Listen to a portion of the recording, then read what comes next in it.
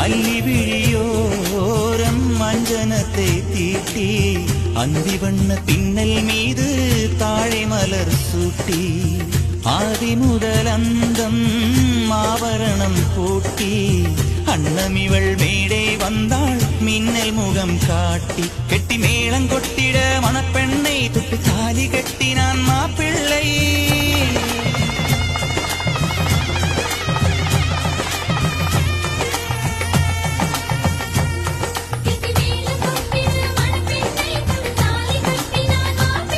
இந்த ஏழை நெஞ்சமும் நீ வாழ என்றும் பூக்கள் நீ வாழ்க நலமாக.